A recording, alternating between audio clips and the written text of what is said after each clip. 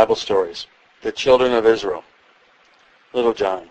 Daddy, you know Joseph sent for a great many wagons for Jacob and his children and grandchildren to ride in when they went down into Egypt. I wish to know whether they stopped in Egypt all the rest of their lives or whether they ever went back to their own country again. Daddy. The children of Israel, as Jacob's children and grandchildren were called, lived a great many years in Egypt, my son, after the death of good old Jacob. God loved them and called them his own people. The king of the country, who had been so kind to Joseph, was very kind to them also, and for a time they were very happy, and everything seemed to go on nicely. At length, however, Joseph died, and soon after him the good king died also. Then a very wicked man came to be king, and he did not like the children of Israel. He was very unkind to them and treated them in a very cruel manner, making them work hard day and night, just as though they had been slaves. Little John.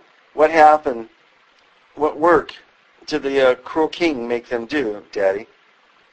Daddy. He gave orders that they should make a great many bricks and build very high walls, so instead of taking care of their own flocks, as they used to do, they had now to dig up the clay and make bricks and to dry them in the sun, and the wicked king sent men to beat them if they did not work hard.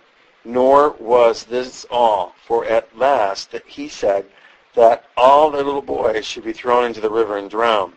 Moses, whose name is well known to you, was one of those little boys. Little John.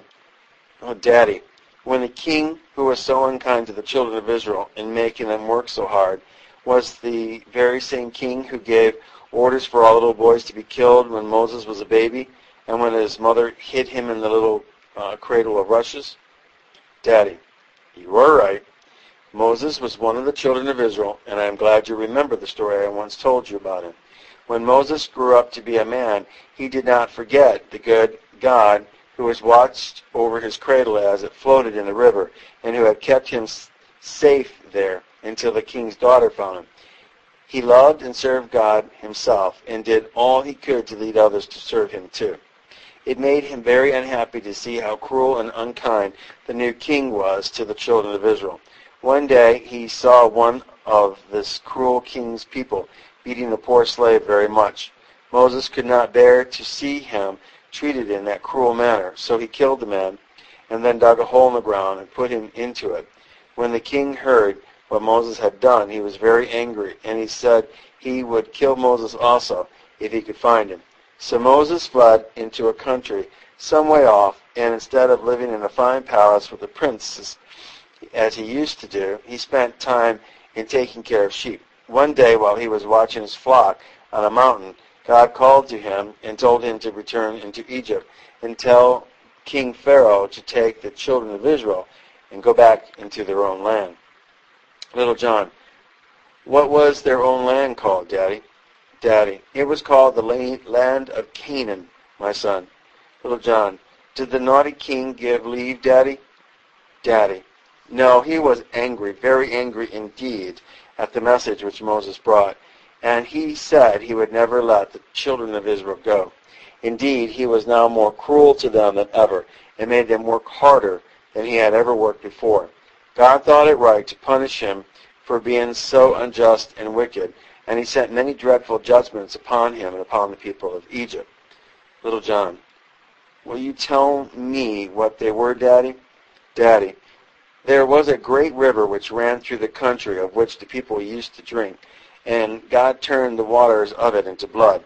He did this to try whether proud Pharaoh would listen to the message Moses brought. But no, he still said the children of Israel should not go. God then sent great swarms of insects called locusts, very much like grasshoppers. They came upon the land and ate up every green thing, and flowers and corn and trees and the shrubs. Not a leaf was left. Little John. And did the wicked king let the people go then, Daddy? Daddy. No, he did not mind. So God poured down great hailstones from heaven and killed all the cattle that were in the fields, the cows and the sheep and the goats. And it was a dreadful storm, but still the wicked king would not let the people go. Little John. And what did God do at last, Daddy? Daddy, after sending a number of dreadful punishments, none of which seemed to be of any use, God sent an angel to take away the eldest child out of every house in Egypt. So Pharaoh was afraid lest he and all his people should be killed, and he was at last willing to do as God bade him. He told Moses that the children of Israel might go. Little John, oh, Daddy, how glad I am. Did they set off at once, and how did they go?